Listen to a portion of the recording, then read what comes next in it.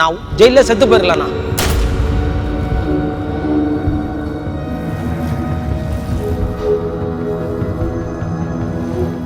20-30 வருஷத்துக்கு முன்னாடி திருவிழா நடக்காமையே இருந்தது. என்னோட தலைமையில ஊர் பொதுமக்கள் சார்பா அந்த கோயில் திருவிழா நான் பண்ணி முடிச்சேன். எனக்கு வந்து ஜுவல்ஸ் போடுறேன், நகை போடுறேன், உனக்கு பைசா தரேன், நீ இதை செய்யணும் அப்படின்றாங்க. செஞ்சா உன்னை சாவே அடிச்சிருவேன் அப்படின்னு சொன்னாங்க. நான் எதுக்குமே இது பண்ணாம இங்க வந்து கிட்டத்தட்ட ஒரு 6 மர்டர் கிட்ட நடந்திருக்கேன். கிட்டத்தட்ட அந்த ஜெயிலில் வந்து நான் ஒரு வருஷத்துக்கு மேலே இருந்தேன். கடும் சித்திரவாதை. இந்த ஒரு வருஷம்ன்றதுன்னா நான் ஜெயிலில் செத்து போயிடலாண்ணா. யாருக்கிட்டையும் ஃபர்ஸ்ட் நம்ம ஃபேமிலியோட மேட்டர் யார்கிட்ட சொல்லக்கூடாதுண்ணா. நம்ம கஷ்டம் நம்ம சொல்லிடுவோம். நம்ம வீட்டில் இருக்கிற ஒய்ஃப் கிட்டே தப்பா நடந்து முயற்சியாக பண்ணுவாங்க. அது எப்படி தெரியும் சொல்ல முடியுமா? 1000 ரூபா அனுப்புறாங்கன்னு சொன்னா அவங்களுக்கு 300 ரூபா கமிஷன். அதில் 1000 ரூபாய்க்கு 300 ரூபா கமிஷன், மீ 700 ரூபா என் அக்கௌண்ட் வந்துடும். அதில் ரவுடிலாம் சும்மா இங்கே பேச்சு, இங்கே 4 தெரு ரவுடிலாம் அங்கே பேச்சே கிடையாது. அங்கே ரவுடியே போலீஸ் தான் ரவுடி. டவர் லைட்னு போயிட்டு ஒரு ஆளை போட்டு கிட்டத்தட்ட 4 பேர் அடிப்பாங்கண்ணா. அடித்து பிரித்து எடுத்துருவாங்க. ஏன்னா ஜெயிலில் இருக்கும்போது எல்லாருமே ஆட்டி படைக்கிறதுக்கு ஒரு பெரிய ரவுடிலாம் இருப்பாங்களா? இருப்பாங்கண்ணா. அவங்களாம் நம்மளை பார்க்கவே முடியாதுண்ணா. ஏன்னா அவங்கள என்ன பண்ணோன்னா பொழுது சாயும் போது தான், அதான் எப்படின்னா எல்லா லாக்அப் செல்லு மூடுவாங்க. அந்த செல்லு மூடிட்ட பிறகு அவங்கள உள்ளே கொண்டு வருவாங்க.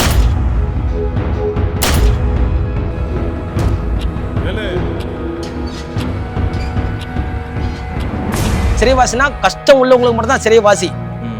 பணம் இருந்ததுன்னா அவங்க சொகுசு வாழ்க்கை, ஆடம்பர வாழ்க்கை தான். அந்த மாதிரிலாம் இருந்திருக்காங்கண்ணா. ஓரின சேர்க்கைன்றது நிறைய ரொம்ப மோசம். காலை போட்டு கையை போட்டு தப்பும் பண்ணுவாங்க. அவனை வந்து வாய்க்குள்ளெல்லாம் வச்சு பண்ண சொல்லுவாங்க. பண்ணலைன்னா அவனை அடிப்பாங்க, போட்டு இந்த பாதத்துக்கு அடிப்பாங்கண்ணா. 4 பேர் சேர்ந்து அடிப்பாங்க, பெட்டெக்ஸில் அடிப்பாங்க. ஒரு ஜட்ஜி கிட்ட போய் காமிக்க முடியுமா எப்படின்னா?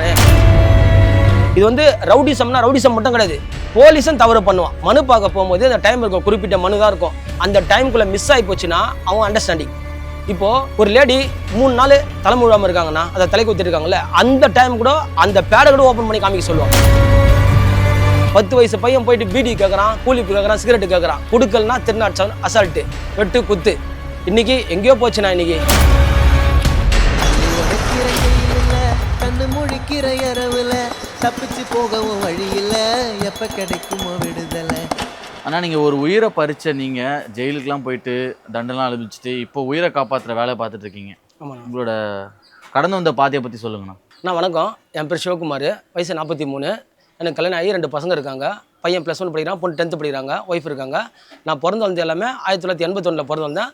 மயிலாப்பூர் பிள்ளையார் கோயில் தோட்டம் நேர்பை வந்து ராமகிருஷ்ணா மடம், அப்புறம் மந்தவள்ளி போஸ்ட் ஆஃபீஸ். நான் வந்து 43 வயசு இங்கே தான் பிறந்து வந்தேன் நான். இப்போ இன்னும் ஜஸ்ட் ஒரு 2 மாதத்தில் வந்து வீடு இங்கே இடிக்க போகிறாங்க. ஹவுசிங் போர்டு வந்து பழசாகி போச்சு. இந்த வீடெலாம் இடிக்க போகிறாங்க. இப்போது நாங்கள் வேறு எங்கே தான் போனோம். இங்கே பிறந்து வந்தால இந்த ஊரில் வந்து ரொம்ப நாளாக ஒரு கிட்டத்தட்ட வந்து ஒரு 20-30 வருஷத்துக்கு முன்னாடி திருவிழா நடக்காமையே இருந்தது. அதை வந்து என்னோட தலைமையில் ஊர் பொதுமக்கள் சார்பாக அந்த கோயில் திருவிழா நான் பண்ணி முடித்தேன். எந்த வருஷம் அது? 2009 அருள்மிகு நாகேஸ்வரி அம்மன் திருக்கோவில் திருவிழா வந்து நடக்கவே கூடாது அப்படின்னு சொல்லிட்டு ஒரு குரூப். இங்கே வந்து கிட்டத்தட்ட ஒரு 6 மர்டர் கிட்ட நடந்திருக்குண்ணா. அது முன்னாடி எல்லாமே நடந்திருக்கு. அதெல்லாம் திருப்பி பிரச்சனை ஆகுது. ஒரு பக்கம் நான் சொல்கிறாங்க, ஒரு குரூப் நீ பண்ணக்கூடாதுன்றாங்க, ஒரு குரூப்பு பண்ணோம் அப்படின்றாங்க. பண்ணால் உனக்கு இனிமேல் கிஃப்ட்டு தரேன் அப்படின்றாங்க, பண்ணால் உன்னை சாவடிச்சிருவேன் அப்படின்றாங்க. அந்த மாதிரிலாம் இருந்தது. நான் பொதுமக்கள் சார்பாக எல்லாமே ஊர் பொதுமக்கள் எல்லாமே சேர்ந்து அந்த கோயில் திருவிழா நல்லபடியாக பண்ணி முடித்தோம். என்ன கிஃப்ட் தரேன்னு சொல்லியிருந்தாங்கண்ணா? கிஃப்ட்ன்றனா எனக்கு வந்து ஜுவல்ஸ் போடுறேன், நகை போடுறேன், உனக்கு பைசா தரேன், நீ இதை செய்யணும் அப்படின்றாங்க.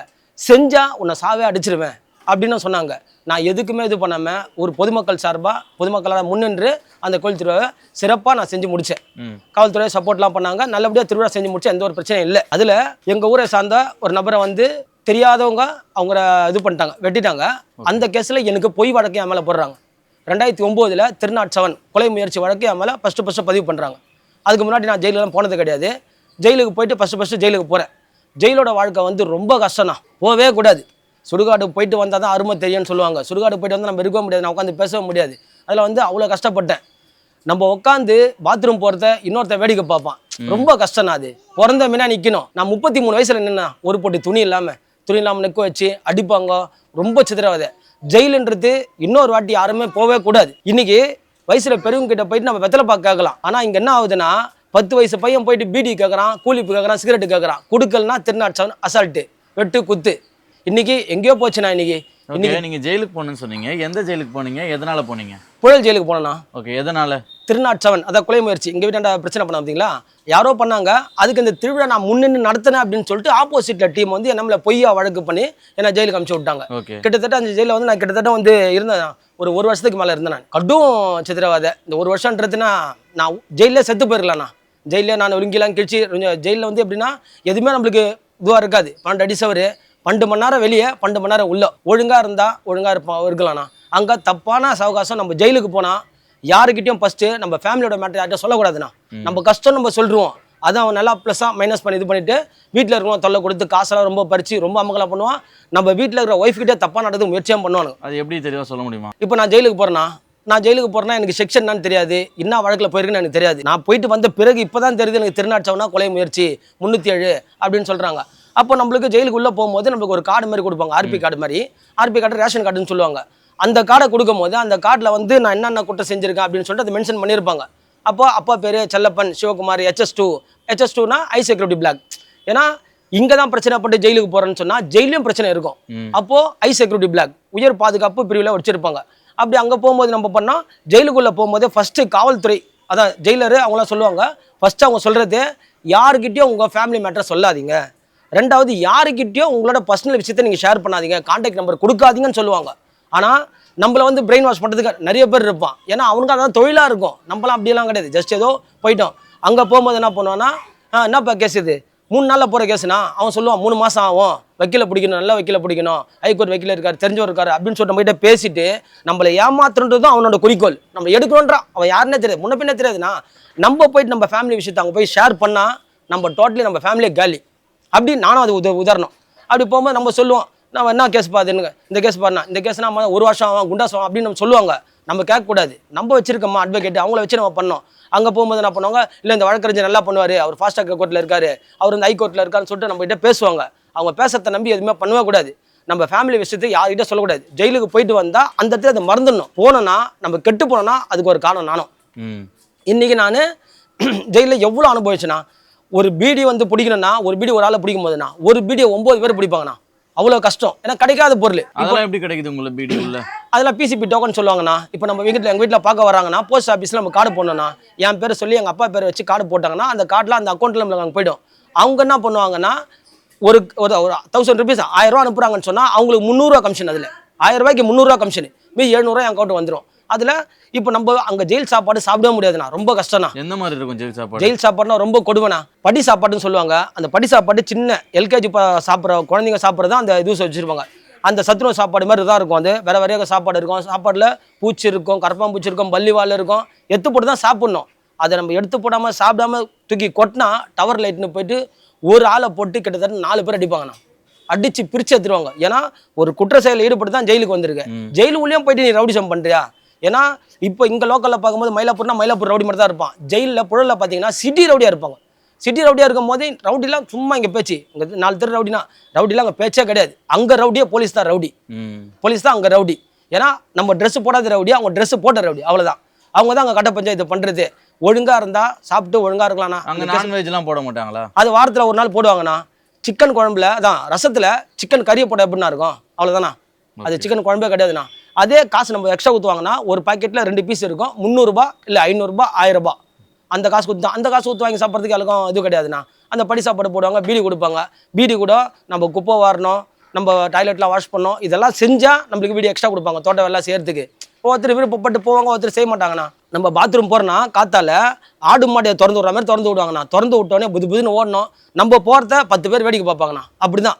ஏன்னா நம்ம போகிறது காலை கடனை முடிக்கிறதுக்கு இருக்காது, புரியலண்ணா. டோர்லாம் இருக்காதுண்ணா. டோர் ஓப்பனில் தான் இருக்கும். நம்ம போகிறத நைட்டு 10 பேர் வந்து கத்துவான், ஏந்திரான்னு சொல்லிட்டு எப்படி நடந்துக்க முடியும்? ரொம்ப கஷ்டமாக இருக்கும். அப்போது ஜெயிலுக்கு போகக்கூடாதுன்னு நினச்சா இதெல்லாம் ஒரு பாடம். இந்த விஷயத்தெல்லாம் பார்த்தா நம்ம போகவே கூடாது. போன உடனே நம்ம அம்மனமாக நிற்க வச்சிருவோம். ஒரு போட்டு துணி இல்லாமல் அங்கே உமன்ஸ் போலீஸ் இருப்பாங்க, லேடிஸ் பெண் போலீஸ் இருப்பாங்க, எல்லாமே இருப்பாங்க. அவங்க எதிர்த்து தான் நிற்க வைப்பாங்க. நிற்க வச்சு நம்ம செக் பண்ணுவாங்க. சப்போஸ் இவங்க டெய்லி வந்து இவங்க வந்து அப்பப்போ ஜெயிலுக்கு வராங்கன்னு சொன்னால் அவங்கள வந்து செக் பண்ணுவாங்க. ஏன்னா இந்த போதைப் பொருள்லாம் வந்து எடுத்துகிட்டு வருவாங்க உள்ள. அது எடுத்துகிட்டு வருவாங்க அப்படின்னு சொன்னால் அவங்க வந்து மோசன் ஆசன வாயில வந்து அதெல்லாம் எடுத்துகிட்டு வருவாங்க. ஒருத்தர் பண்ணுற தப்பால் எல்லாருக்குமே சிறை கைதினா தப்பானவங்க தான் அப்படின்ற முத்திரை அவங்க குத்திடுறாங்க. புரியுது. இப்போ கேங்கில் வந்து பார்த்தீங்கன்னா இப்போ உள்ளே இருக்கீங்க, அதுலேயே வந்து டானு அந்த மாதிரிலாம் இருப்பாங்கல்ல? ஆமாண்ணா. ஜெயிலில் இருக்கும்போது உங்களை எல்லாருமே ஆட்டி படைக்கிறதுக்கு ஒரு பெரிய ரவுடிலாம் இருப்பாங்களா? இருப்பாங்கண்ணா. அவங்களாம் நம்மளை பார்க்கவே முடியாதுண்ணா. ஏன்னா அவங்கள என்ன பண்ணோம்னா பொழுது சாயும் போது தான், அதான் எப்படின்னா எல்லா லாக்அப் செல்லு மூடுவாங்க, அந்த செல்லை மூடிட்ட பிறகு அவங்கள உள்ளே கொண்டு வருவாங்க. அவங்க இந்த செல்லில் இருக்காங்கன்னா யாருக்குமே தெரியவே கூடாது. ஏன்னா அவங்க கிட்ட போய் ஒரு உதவி கேட்பாங்க, இது பண்ணுவாங்க. அவங்களுக்கு மோட்டிவேஷன் நிறைய இருந்தது, அங்கே உள்ள கலவர மாதிரி ஆகும், நிறைய பிரச்சனை நடந்திருக்கு. அதெல்லாம் அவங்க பார்க்குற மாதிரி வச்சிருக்க மாட்டாங்க. எப்போ பார்க்கலாம்னா நம்ம மனு போகும்போது பார்க்கலாம், சப்போஸ் ஹாஸ்பிட்டலுக்கு போகும்போது பார்க்கலாம்னா, மற்றபடி அவங்கள பார்க்கலாம் முடியாது. அதெல்லாம் சும்மா பேச்சு. அதெல்லாம் அதே மாதிரி ஜெயிலில் வந்து பார்த்தீங்கன்னா ஓரின சேர்க்கை பிரச்சனை இருக்கும், நிறைய இருக்குண்ணா. அதை பற்றி சொல்லுங்க. உங்களுக்கு எதாவது நடந்திருக்கா அந்த மாதிரி? நான் வந்து எப்படின்னா ஒரு பையனே இருக்காண்ணா, பையன் வந்து கொஞ்சம் அமுல் பேபி மாதிரி நல்லா கொஞ்சம் முக்குன்னு இருந்தானா கண்டிப்பாக அவன் மேலே கால் போடுவாங்கண்ணா. ஒரு சிம்டம்ஸ் தான், ஒரு சின்ன இது தான். கையை போடும்போது காலை போடும்போது கம்முன்னு இருந்தானா ஒன்றும் பிரச்சனை இல்லை. அவன் எப்படின்னா கம்முன்னு இருப்பான். அந்த ஜெயிலில் அவனுக்கு புதுசு, ஃபஸ்ட்டு வந்திருப்பான், வீட்டில் அம்மா கிட்ட சண்டை போட்டுருப்பான், அதுக்கு பிடிச்சி கொடுத்துட்டு இருப்பாங்க. அவனுக்கு ஜெயிலில் வரும்போது அவன் கொஞ்சம் குழுன்னு இருக்கான்னு சொல்லிட்டு அவன் என்ன பண்ணுவான், மேலே கை போடுவாங்க, கால் போடுவாங்க. காலை போட்டு கையை போட்டு தப்பும் பண்ணுவாங்க. அவனை வந்து நம்ம வந்து ஆண் உறுப்பை வந்து வாய்க்குள்ளெல்லாம் வச்சு பண்ண சொல்லுவாங்க, இதெல்லாம் பண்ண சொல்லுவாங்க. அதை பண்ணலைன்னா அவனை அடிப்பாங்க போட்டு. ஏன்னா ஒரு செல்லை ஒருத்தர் தப்பு பண்ணாலும் அந்த 2 பேர் தான் பாதிக்கும். அந்த 2 பேரால செல்ல இருக்க 20 பேருக்கு அடி. யாரும் செஞ்சவங்க யாரும் சொல்ல மாட்டாங்க, நான் செஞ்சேன் நான் தான் பண்ணேன்னு சொல்ல மாட்டாங்க. அந்த மாதிரிலாம் ஏகப்பட்ட பிரச்சனை நிறைய இருக்குண்ணா. ஓரின சேர்க்கைன்றது நிறைய ரொம்ப மோசம். ஓகே, உங்களுக்கு ஏதாவது அந்த மாதிரி நடந்திருக்காதா? நம்மளுக்கு அது மாதிரி அந்த மாதிரிலாம் கஷ்டமான சம்பவம் இல்லை. புரியுது. இப்போ அந்த பையன் வந்து போய் கேட்ட கம்ப்ளைண்ட் பண்ண முடியாதா? சொல்ல முடியாதுண்ணா. அவன் வந்து ஜெயிலுக்கு புதுசாவன், அவன் போய் சொன்னானா அடுத்த செல்ல அவனை வச்சிருக்க மாட்டாங்க, வேற செல்லு மாற்றுவாங்க, அந்த செல்லை அவனை அச்சு தெத்தி அனுப்புவாங்க. இந்த மாதிரி விஷயம் இருக்குண்ணா அங்கே. ஏன்னா அங்கே கிடைக்காது ஒன்றும். இப்போன்னு பார்த்தீங்கன்னா பொண்ணு கிடைக்கல, சரக்கு கிடைக்கலண்ணா. அதுவும் ஒரு விஐபிக்கு சரக்கு கூட கிடைக்குது, அவங்கள ஊற்றி கூட கொடுப்பாங்க. அதெல்லாம் இருக்குது. ஓகே, உள்ள விஐபி எல்லாம் எப்படி பார்த்துப்பாங்க? நீங்க பார்த்துருக்கீங்களா, அதான் கேள்விப்பட்டிருக்கீங்களா? உள்ள இருந்திருக்கீங்களா? பெரிய விஐபி ரவுடிஸ்லாம் இருப்பாங்க, அவங்களாம் எப்படி பார்த்துப்பாங்கன்னு சொல்லிட்டு தெரியுமா உங்களுக்கு? அவங்களாம் வந்து எப்படி நான் சொல்றது, சிறைவாசின்னு சொல்றது. அவங்களாம் சிறைவாசினா கஷ்டம் உள்ளவங்களுக்கு மட்டும் தான் சிறைவாசி. பணம் இருந்ததுன்னா அவங்க சொகுசு வாழ்க்கை, ஆடம்பர வாழ்க்கை தான். அந்த மாதிரிலாம் இருந்திருக்காங்கண்ணா. நல்லா ராஜபோக வாழ்க்கை தான். அவங்க டிஃபன் சாப்பிட்றதே சரவண பவனில் சாப்பிட்ற மாதிரி சாப்பிடுவாங்க. பிசிபி சாப்பாடுன்னு சொல்லுவாங்க. ஒரு கரண்டி சாப்பாடு வந்தால் 10 ரூபாண்ணா, பொங்கல் 10 ரூபா, ஒரு இட்லினா 10 ரூபா, வடை 10 ரூபா, அந்த மாதிரி இருக்கும். அதுதான் ராஜபோக வாழ்க்கை. புரியுது. இப்போ நம்ம நார்மல் சாப்பாடு தான் சாப்பிட முடியும். அந்த படி சாப்பாடு தான், அந்த படி சாப்பாடு அளவு சாப்பாடு தான், எக்ஸ்ட்ரா கூட யாரும் கடை கொடுக்க மாட்டாங்க. இப்போ நான் ஒரு செல்ல ஒரு 20 பேர் இருக்குன்னா அந்த 20 பேர் வாங்கி நாங்கள் ஷேர் பண்ணி சாப்பிட்டுக்கணும். அதில் உப்பு தண்ணி தெளிக்காமல் நம்ம சாப்பாடு சாப்பிடவே முடியாதுண்ணா, கஷ்டம். ஆனால் இங்கே ஒரு முடி இருந்தால் சாப்பாடு தூக்கி அடிப்போம். எல்லா குழம்பும் இருக்கும், சிக்கன் குழம்பு, மட்டன் குழம்பு, இறா இருக்கும், மீன் இருக்கும், கடமா இருக்கும். அதில் ஒரே ஒரு முடி இருந்தால் தூக்கி அடிச்சிருவோம். ஆனால் அங்கே இருந்தால் எடுத்து வச்சுன்னு சாப்பிடணும், வேறு வழி கிடையாது. அதை தான் தொட்டு சாப்பிடணும், கர்மாம்பூச்சி தொட்டு தான் சாப்பிடணும் நம்ம. ஓகே, நீங்கள் உள்ளே வந்து போலீஸ் தான் வந்து பார்த்தீங்கன்னா ரவுடின்னு சொன்னீங்க. உள்ளே எந்த அளவுக்கு தொலை பண்ணுவாங்க, எந்த அளவுக்கு டார்ச்சர் பண்ணுவாங்க போலீஸ்? அடிக்கிறது அந்த மாதிரிலாம் எந்த விஷயமும் ஃபஸ்ட்டு கேட்கவே மாட்டாங்கண்ணா, எடுத்தவொடனே அடிச்சிருவாங்க போட்டு. ஏன்னா நீ தப்பு செஞ்சுட்டேன்னா நீ முடிவு பண்ணக்கூடாது. காவல்துறை வந்து என்ன பண்ணுறாங்க, இவர் மேலே தப்பு சொல்லியிருக்காங்க, தப்பில் வந்து சிறைவாசினா அந்த சிறைத்துறையில் கொடுக்குறாங்க. சிறைத்துறை என்ன பண்ணுன்னா நீ கோர்ட்டில் நிற்க வைக்கணும். நீ கோர்ட்டில் நிற்க சட்டத்தை அவங்க கையில் எடுத்து என்ன பண்ணுவாங்க, செய்யாத தப்பு போட்டு அடிச்சிருவாங்க. இப்போ போகிறவங்க எல்லாமே நல்லவங்க கிடையாது, போகிறவங்க எல்லாமே கெட்டவங்க கிடையாதுண்ணா. 100க்கு 70% எல்லாமே, நான் 100க்கு 70 பேர் எல்லாமே பொய் கேஸ் தானே. 30 பேர் தானே கரெக்டாக போகிறாங்க. 30 பேர் பண்ணுறாங்கன்னா அவங்க அடிக்கிறது தலை காஞ்சி போனவன், யார் ஏமாந்தவனும், ஒரு வீடு இல்லாதவன், ஒரு வீடு வாசலில் இருந்தவன், அவனை தானே போட்டு அடிப்பாங்க. நல்லா இருக்கவங்கள போலீஸ் அடிக்கவும் மாட்டாங்கண்ணா. அடினா உங்கூட்டு அடி அங்கூட்டு அடினா செம்ம அடினா, அடித்து பிரித்து மேய்ஞ்சிருவாங்க. அவங்க அடிக்கிறது நம்ம யார்கிட்ட சொல்லக்கூடாதுன்றதுக்காக தான் இந்த பாதத்துக்கு அடிப்பாங்கண்ணா. 4 பேர் சேர்ந்து அடிப்பாங்க, பெட்டெக்ஸில் அடிப்பாங்க. இந்த பெட்டெக்ஸையும் இந்த காலையும் வந்து தன் மனைவி கிட்ட தன் பிள்ளைகளை தவிர யார்கிட்ட காமிக்க முடியாது. ஆனால் ஒரு ஜட்ஜி கிட்ட போய் காமிக்க முடியுமா? எப்படி நானே கல் அடிச்சிருக்காங்க, பெட்டெக்ஸ்ன்றது திரும்பி நம்ம காமிக்கிறோம்னா இன்னத்துக்காக காமிக்கிறோன்னு சொல்ல வரதுக்கு சாக்ஷனே கிடையாது. அப்போ அது அவமானமாக இருக்கும், அவங்கள அசிங்கப்படுத்துற மாதிரி இருக்கும். அது மாதிரி அங்கே தானே அடிப்பாங்க. அவங்க அடிச்சுட்டு சொல்லக்கூடாது சொல்லுவாங்க. இப்போ இங்கே லோக்கல் நடக்கிற மாதிரி தான் சொல்லுவாங்க எல்லாமே, இங்கே விழுந்துட்டேன் அங்கே விழுந்துட்டேன்னு சொல்லி அப்படிதான் சொல்லுவாங்க. சொல்லி தான் ஆகணும். ஏன்னா நம்மளுக்கு மேலே யாருமே கிடையாது, நான் போலீஸ் தானா, அவங்கள மாரி நம்ம ஒன்றும் பண்ண முடியாது. இதே எஸ்கார்டு தான் இங்கேருந்து அரெஸ்ட் பண்ணி கூப்பிட்டு போனால் அதே போலீஸ் எஸ்கார்டு தான் வரப்போறாங்க. அங்கேருந்து நாங்கள் கோர்ட்டுக்கு வரும்போது அதே எஸ்கார்டு தான் இருப்பாங்க. அவங்க நினச்சா என்ன வேணா செய்யலாம். புரியுது. அதே மாதிரி நீங்கள் உள்ளே இருக்க ஃப்ரெண்ட்ஷிப் வந்து வெளியே கண்டினியூ பண்ணக்கூடாது சொல்கிறீங்க இல்லையா? அது எதனால? நிறைய படத்தில் நம்ம பார்த்துருக்கோம், உள்ளே இருக்கவங்களாம் வெளியே வந்து ஹெல்ப் பண்ணுவாங்க. நான் அவங்க வெளியே போனாலும் நீ உள்ளே நான் பார்த்துக்கிறேன்னு சொல்லிட்டு நம்மளுக்கு அப்படி பார்த்துருக்கோம். உண்மையில எப்படி நடக்கும் அது? அதை நான் பார்த்துக்கிறேன்னு சொல்கிறது உண்மைதானா? பார்த்துக்கிறோன்னா அவங்க நம்மளை மட்டும் பார்த்துக்கல, நம்ம ஃபேமிலியும் சேர்த்து பார்த்துக்கிறாங்க. இப்போ நான் வந்து ஒரு பொய் வழக்கில் போயிருக்கேண்ணா, பொய் வழக்கில் போகிறேன். எனக்கு வந்து ஒரு மனசு கஷ்டமாக இருக்குது, ஒருத்தர் ஷேர் பண்ணி பேசினா கொஞ்சம் ஃப்ரீ ஆகும்னு நம்ம சொல்கிறோம். அது வந்து நம்ம ப்ளஸ்ஸு, நம்ம மைனஸ், அவன் ப்ளஸ்ஸு. அவன் என்ன பண்ணுவான், ரைட்டு எத்தனை பசங்க, என்ன விஷயம், எப்படி இருக்காங்க, வீட்டில் சொந்த பந்தம், நகை நெட்டு எல்லாமே இருக்கா, கேஷ்லாம் இருக்கா அப்படின்னு சொல்லிட்டு கேட்டுட்டு நம்மளுக்கு ஹெல்ப் பண்ணுற பேரில் நம்மளுக்கு உபத்திரம் தான் பண்ணுவான், நல்லது செய்யவே மாட்டான். அவன் எடுத்து விட்றன்ற பேரில் அவன் ஒரு சிக்கலில் மாட்டி விடுவான். 10,000 ரூபாய் கேட்டு அனுப்புவாங்க. நான் போன கேஸுக்கு 5,000 ரூபா பெயில் எடுக்கிறதுக்கு வக்கீல்கிட்ட பேசி வந்திருப்பேன். நீ வந்து போகிறதுக்கு 3 நாள் போகிற கேஸு 3 மாதம்னு சொல்லுவான். அப்போது 3 மாதத்துக்கு பொறுத்து நம்ம பயந்து என்ன பண்ணுவோம், ஒருத்தர் சூசைட் பண்ணுவாங்க, கயிறுலாம் தெரிச்சிக்கின்னு லுங்கிலாம் கிழிச்சு மாட்டிக்கலாம் போயிருக்கான். நான் நிறைய பேர் நான் கண்ணெதிர்க்க பார்த்துருக்கேன். நீங்க பார்த்துருக்கீங்க. பார்த்துருக்கேன். ரொம்ப இது அது எப்படின்னா அங்கே இறந்துட்டாங்கன்னா முடிஞ்சு போச்சு, ஒன்றுமே இல்லாமல் முடிச்சிருவாங்க, ஒன்றுமே எவிடன்ஸே இல்லாமல் போய்டும். ஏன்னா அங்கே யாரும் என்ன சொல்ல முடியும், யாரும் சொல்லவே முடியாது. இப்படி போகிற டைமில் நம்ம வீட்டில் நம்ம ஒய்ஃபுக்கிட்ட பேசி அவங்க தப்பான ஒரு கான்டாக்ட் இது பண்ணி இந்த மாதிரி இது பண்ணுங்க. இது வந்து ரவுடிசம்னா ரவுடிசம் மட்டும் கிடையாது, போலீஸும் தவறு பண்ணுவான். ஓகே. மனு பார்க்க போகும்போது அந்த டைம் இருக்கும், குறிப்பிட்ட மனு தான் இருக்கும். அந்த டைமுக்குள்ளே மிஸ் ஆகி போச்சுன்னா அவங்க அண்டர்ஸ்டாண்டிங். இப்போது ஒரு லேடி 3 நாள் தலைமுழுவாமல் இருக்காங்கன்னா அதை தலை குத்திருக்காங்கல்ல, அந்த டைம் கூட அந்த பேடை கூட ஓப்பன் பண்ணி காமிக்க சொல்லுவாங்க. அவ்வளோ இது சித்திரவதை யார் பண்ணுவாங்கன்னா அவங்க பண்ணுவாங்க. ஏன்னா யாரோ ஒருத்தர் பண்ணுற தப்புக்கு எல்லாருமே பார்ப்பாங்க. இப்போ குடும்ப ஃபேமிலிகள்னா எப்படி இருப்பானா அவங்க அப்படின்னு கிடையாது, எல்லாருமே தரவா செக் பண்ணுவாங்க. இது செக் பண்ணுறேன்னா நீயும் அந்த காசுக்காக தான். அதை செக் பண்ணாமல் அவங்ககிட்ட 200 கேட்டால் கொடுக்க மாட்டாங்க, செக் பண்ணும்போது 500 கேட்டால் கொடுத்துருவாங்க. அப்போது அவங்களும் வந்து ரொம்ப அவங்க பதவியை வந்து அவங்க ரொம்ப தப்பாக யூஸ் பண்ணுறாங்க. புரியுதுண்ணா. அந்த புழலில் வந்து லேடிஸ்லாம் இருப்பாங்களா? ஜெயில் 1 வந்து தண்டனை, இது முதல் பிரிவு. ஜெயில் 2 வந்து விசாரணை கைதி. இவங்க வந்து எப்போனா போவாங்க, எப்போனா வருவாங்க. தண்டனை கைதி அவங்களுக்கு இப்போ 2ல இருப்பாங்க, 2வது ஜெயிலில் இருப்பாங்க. 2வது ஜெயிலில் இந்த கேஸு கோர்ட்டில் நடந்துட்டு இருக்கும், கன்வென்ஷன் ஆகி போச்சு, தண்டனை கிடச்சிச்சின்னா இந்த 2 மாற்றி விசாரணை கைதிலேருந்து தூக்கி தண்டனை கைதி போட்டுருவாங்க. 3 இருக்குது. 3 வந்து பெண்கள் சிறை, அது தனி. அவங்கள நம்ம பார்க்க முடியாது, பேச முடியாது, எதுவுமே டச்சே இருக்காது. அந்த பில்டிங் கட்டிக்கும் தனியாக செப்பரேட் தானே இருக்கும். இப்போ வந்து பார்த்தீங்கன்னா இந்த காலத்தில் நிறைய பசங்க இந்த நீங்கள் அனுபவிச்ச சிக்கல்லாம் தெரியாமல் இன்னுமே ரவுடிசம்லாம் பண்ணிட்டு இருக்காங்க, சின்ன சின்ன பசங்களாம் பண்ணிட்டு இருக்காங்க. அவங்களாம் நீங்கள் ஏதாவது சொல்லணும்னா என்ன சொல்ல இருப்பீங்க? நான் இன்னைக்கு ஒரு வயசான பெரியவங்க கிட்ட போயிட்டு வெத்தலை பார்க்க கேட்டு வாங்கலான்னா, இன்னைக்கு போய் கேட்கறது நம்ம கேட்குறாங்க. 10 வயசு பையன் கேட்குறானா, அவன் படிக்கவே மாட்டானா, அவன் போயிட்டு நம்ம கேட்பான், ஏய் ஒரு கூலிக்கு கொடு, ஏய் ஒரு சிங்கிள் டம்மு கொடுன்னு கேட்பானா. கொடுக்கலன்னா அவரை கத்தியில வெட்டுவானா. இன்னைக்கு சமூகம் அப்படி தானே இருக்குது. இன்னைக்கு நம்ம யார்கிட்ட அட்வைஸ்லாம் பண்ணக்கூடாதுண்ணா. சின்ன பசங்களை நம்ம திருத்தணும்னு நினச்சோன்னா நம்ம ஒரு கேஸ் எம்எல்ஏ எக்ஸ்ட்ரா தானே விடும். சின்ன பசங்க எப்படின்னா அவங்க அப்பா அம்மா எப்படி இருக்காங்க, எப்படி கஷ்டப்பட்டு வளர்த்தாங்க, எப்படி இது பண்ணாங்க, படிக்கணும், ஒழுங்காக இருக்கணும், ஒழுங்காக போகணும்னா. ஆனால் நாங்களாம் ஒரு உதாரணம். ஏன்னா என் மேலே இந்த பழக்கம்லாம் எதுவும் கிடையாது. எனக்கு ட்ரிங்க்ஸ் மட்டும் சாப்பிடுவேன் நான். இதில் ஏகப்பட்ட பிரச்சனை இருக்குது. இன்றைக்கி வந்து ஒரு 10 வயசு ரொம்ப கெட்டு போயிட்டாங்க. கூலிப்பு அன்ஸு இன்ஸு மாவாகுவா என்னென்னோ சொல்கிறாங்க. சருக்கு பீர் வாங்குறாங்க. நான் 10 வயசு பையன் போயிட்டு ஆனால் டாஸ்மார்க்கில் போட்டிருப்பாங்க 18 வயசுக்கு உட்பட இது மது கிடையாதுன்றாங்க. எக்ஸ்ட்ரா 30 ரூபா கொடுத்தா குத்துருவாங்க. அதில் வந்து இந்த பசங்களாம் திருந்தணும்னா யாராக இருந்தாலும் இப்போ நம்ம சொல்கிற அட்வைஸ் யாரும் கேட்க மாட்டாங்கண்ணா. அட்வைஸ்னா யாருக்குமே பிடிக்காதுண்ணா. ஆனால் அது வந்து காலத்தின் கட்டாயம். அது பிரச்சனையாக வரும்போது தான் தெரியும். ஆனால் இது பிரச்சனைலாம் இவங்களுக்கு மட்டும் இல்லைண்ணா, அவங்க குடும்பத்துக்கு தான்.